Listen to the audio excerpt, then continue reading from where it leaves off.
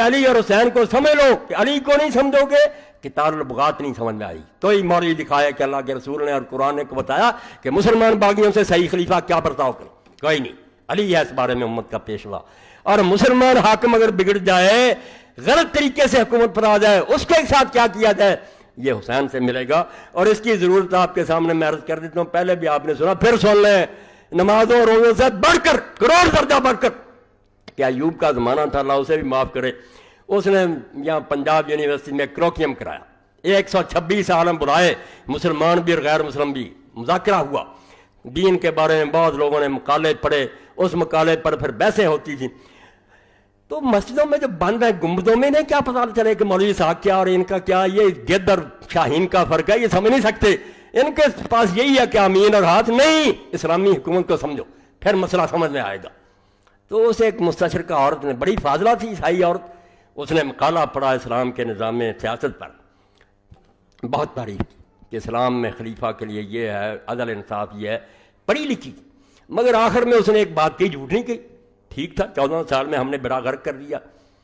کہتے ہیں کہ اس میں ایک نقص رہ گیا کہ حاکم وقت اگر ٹھیک چلتا رہے تو اس کا احسان ہے, اگر وہ غلط چل پڑے نا, لوگوں کی بیٹیاں اٹھا لے, ان کے مال چھین لے, ان کو ناحق قتل کرے, صرف کلمہ کا انکار نہ کرے, یہ نہ اعلان کر دے کہ میں کافر ہو گیا ہوں, تو اسلام میں اس کے راستے میں کوئی رکاوٹ نہیں. دین نے یہی کہا کہ اس کو مانو, جو اس کے مقابلے میں آئے گا وہ باغی ہوگا, دوزخی ہوگا, کفر کی موت پڑے گی. حدیثیں پڑھیں, اماموں کے حوالے پڑھے, سب کے سر جھک گئے. سعودیہ سے بھی آئے تھے, شام سے, اب علماء کے پاس کچھ بھی نہ رہا. اس نے کہا نظام تو اچھا ہے مگر یہ حکمران کی مہربانی ٹھیک چلتا رہا, بگڑ جائے تو اللہ انترا کفرم واہن, جب تک وہ کھلم کھلا نہیں کہتا کہ میں مسلمان ہی رہا, تم اس کے خلاف کچھ نہیں کر سکتے, بے شک وہ دن دہاڑے آپ کی بیٹیاں اٹھا لیں. تو اللہ رحمت فرمائے مولانا مودودی صاحب رحمۃ اللہ علیہ پر, انہوں نے دیکھا کہ یہ تو سارا معاملہ ہی تباہ ہو گیا. انہوں نے پھر موقع ہوتا تھا نا کہ سب لوگ اپنا تبصرہ کریں. مولانا نے اپنی تقریر میں کہا کہ میری فاضلہ بہن نے جو کچھ کہا یہ ٹھیک ہے کہ اب جمہور امت کے علماء یہی کہتے ہیں, صدیوں سے یہ کہہ رہے ہیں, یہ غلط نہیں کہہ رہی, مگر یہ کوئی دین کا حکم نہیں ہے. دین نہیں یہ کہتا, یہ مجبوری سے لوگوں نے یہ مسئلہ نظریہ ضرور سے گھڑ لیا, ورنہ دین کہتا موقع ملے تو اس کا راستہ رخ. اس کے لیے حضرت حسین رضی اللہ کی مثال دی. بعد میں امام ابو حنیفہ اور امام مالک کی دی کہ انہوں نے منصور کے خلاف بغاوت میں ساتھ دیا, تو بات تو کچھ بن گئی.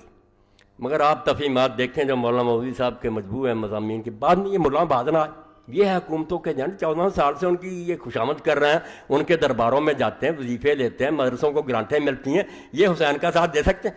تو انہوں نے خط لکھے پھر مولانا مودودی کہ نہیں, امام حسین کا تو اقدام غلط ہے, سب نے انہیں روکا تھا, وہ غلط کیا انہوں نے. اور امام ابو حنیفہ بچپن میں یہ کہتے رہے, جب وہ جوان تھے, ابھی خون تازہ تھا, بعد میں وہ بھی چھوڑ گئے تھے کہ نہیں حکومت کو مان لیا کرو جو بھی ہے. تو مولانا نے سب کچھ لکھنے کے بعد کا آخری سطر کہ پتہ ہے یہ بحث کیوں چلی تھی. اس عیسائی عورت نے سوال کیا تھا, اگر میرا جواب غلط ہے تو سوال تو اس کا باقی ہے نا, پھر آپ مولوی حضرات کوئی حل کریں کہ کیا باقی ایسا ہی ہے کہ بگڑ جائے تو یہ منہ دیکھتے رہے, دن دیہڑے شراب پیے, زنا کرے, بیٹیاں اٹھا لے, کیا یہی اسلام کہتا؟ پھر جواب بھی کوئی دو نا. اگر حسین جھوٹا تھا, حضرت ابو حنیفہ اور مالک بعد آ گئے تھے, تو اس مسئلے کا بھی کوئی حل ہونا چاہیے. کوئی حل نہیں ہے, نہ حل ہی کرتے ہیں نہ اس بات کو مانتے.